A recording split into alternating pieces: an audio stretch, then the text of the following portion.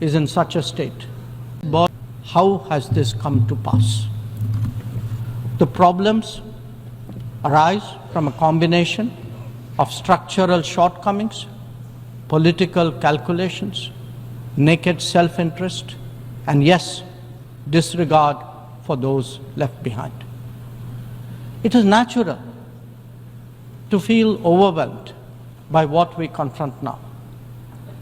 After all, there are so many dimensions, different moving parts, issues of the day, and the changing landscape.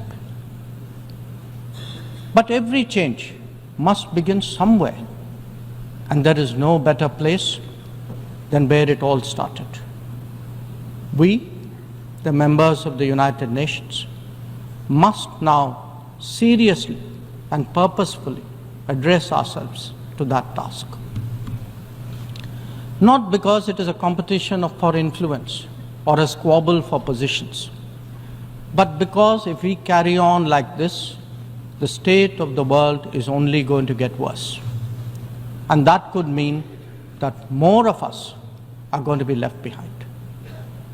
Madam President, as the world contemplates these concerns, India has sought to respond in a variety of ways. First, by focusing on the issues of the vulnerable, women, farmers, and youth, and fashioning targeted policies and initiatives for their betterment. Assured access to piped water, to electricity, to cooking gas, and new homes are changing millions of lives. The gender gap has started to close, be it in health, in education, or in the workplace. Our food producers, thrice a year, get financial support at the click of a button. And a third-term government has made skilling of the youth its key priority. Second, by expanding opportunities for employment and for entrepreneurship, including through stronger training and large-scale financial incentives. 495 mudra loans, 495 million mudra loans have been given to small businesses in the last decade. 67% of them are to women. Equally telling, 6.56 million street vendors have availed of 8.85 million Swanidhi loans. This is just in the last 4 years. 45% of the beneficiaries are again women. Third, by creating templates that are replicable elsewhere. It could be digital delivery or enhancing the quality of governance and public services, as indeed making medicines and health facilities accessible and affordable. A digital public infrastructure and a people's pharmacy are today examples of what India can readily offer to the world. It is also an alternative vision where technology is used to empower, not to dominate. Fourth, by encouraging the global South to voice its shared concerns and come together. To that end, we have convened 3 Global South summits, the most recent in August of 2024.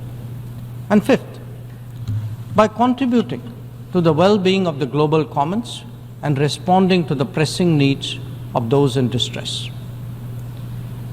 This has ranged from undertaking projects in 78 nations, providing resources to neighbors, and responding to HADR situations, to supplying medicines and ensuring maritime safety and security. Madam President, given the scale of transformation underway in India, each of these dimensions underline that the world's problems can indeed be tackled, and that by working together, we can surely create a larger lifting tide.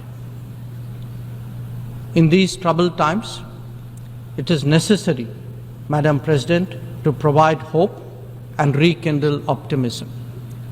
We have to demonstrate that big changes are possible, and not over a long period.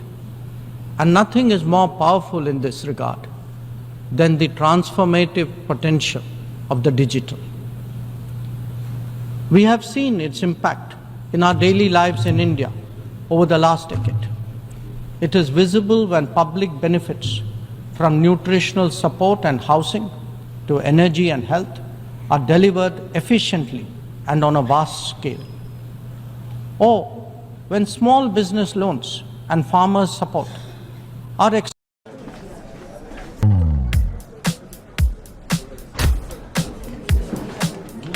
in fact, when street vendors and expat workforce confidently use fintech in their regular transactions, when services delivery and benefits move seamlessly and transparently, less people will be left behind. That, Madam President, is India's experience and India's relevance. Such leapfrogging possibilities, coupled with people-centric policies and visionary leadership, can be real game changers. When India lands on the moon, rolls out its own 5G stack, dispatches vaccines worldwide, embraces fintech, or houses so many global capability centers,